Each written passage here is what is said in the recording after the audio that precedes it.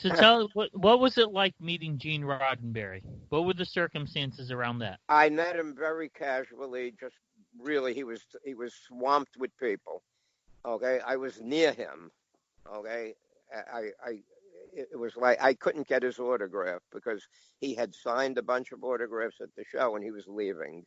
But yeah, I got to say hello to him. If that's, you know, I had I had a much longer time with his wife Magil, and matter of fact, I showed Magil some of the scripts I had from Star Trek, and Magil went through the scripts and she pulled one out, and it had notes in it, and she said to me, "This script." I said, "Yeah, what about it?" She said, "This is all Gene's handwriting all over it. It wasn't signed by him or anything, but I had about 50 Star Trek scripts, and I didn't know it at the time. But you see, the scripts had been mimeographed when they made the show, and the fan clubs were selling all the scripts to every Star Trek show, and they were selling them for like $10. Okay, and they had all of them. So I figured the scripts weren't worth that much, but the scripts that they were selling were photocopied. What other celebrity encounters have you had when you were dealing at conventions? What other celebrity? What? What other celebrity encounters have you had in dealing at conventions? What well, I met all of them. I met everybody. But I'm saying, did they make comments about the things that you're selling? Mark Hamill did, because he was looking for an old game, and it turned out he was looking for a game?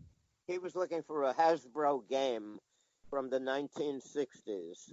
Mark Hamill collected puppets and marionettes and games. And when I told him I thought I had the game, he gave me his number, and he actually I saw him. He was in a play, wasn't a convention, and I had gone back to see him at that time to get his autograph at the end of the play. And, we started talking, and, I knew he collected the marionettes. I mentioned I had a lot of marionettes, and, he said, "Do you have any games?" And he mentioned the name of the game he needed, and I told him I had one.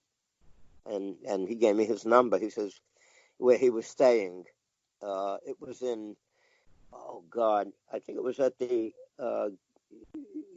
old Guilford Opera House is where the play was, and he was in Guilford.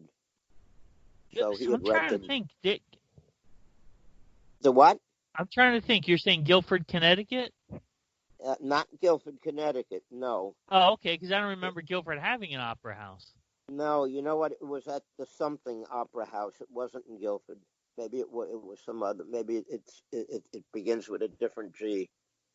I don't know. Look up Opera House. Go to Google. Look up Opera House. It's famous. It's an opera house from like the 1800s or something. What state? Connecticut. Oh man, I know. Is it near? Is it going towards the casinos? Yes. I know what you're talking. I could picture it in my mind. I can't think of what it is. I can't. I'm terrible on names. The Good Speed Opera House. Good. That was Good it. Speed then. Opera House. Yep. Right. Anyway, Mark Hamill did a play there. He was in a play there, and I happened to catch the play, and afterwards, we talked. And so he invited me to his house.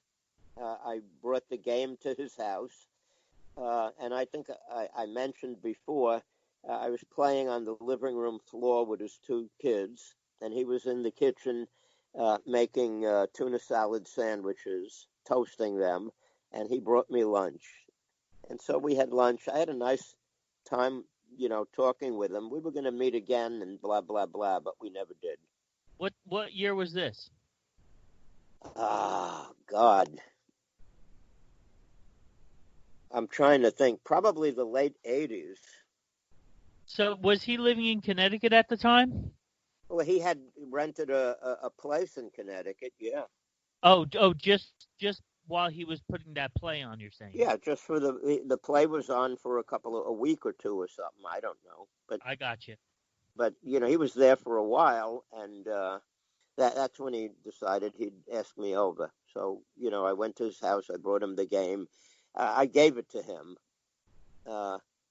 It wasn't something that it was worth about $50. I don't know, but I gave a lot of stuff away for free to actors. And who was in Star Trek?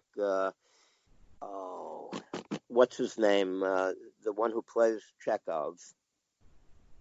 Walter Koenig.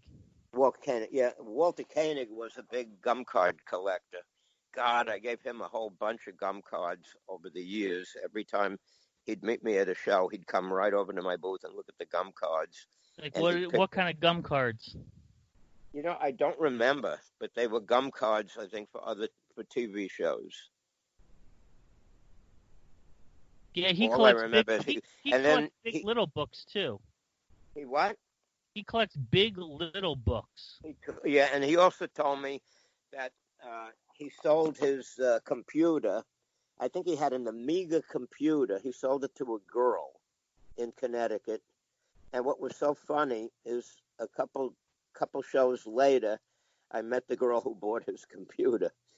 And what he didn't tell me is that he sold her his computer for $2,400.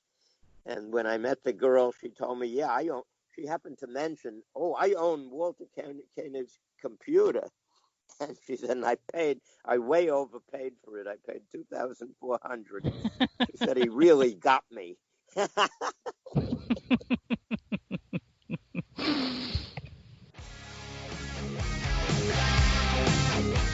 Thank you so much for joining us. Please continue to follow and interact with us on both Facebook and Twitter. If you use Apple IIe, Commodore 64, or Tandy computers, find us on your bulletin board system. Your 5-star feedback is always welcome. Theme music provided by Checkpoint Charley. Until next time, live long and may the Force be with you. Nanu Nanu.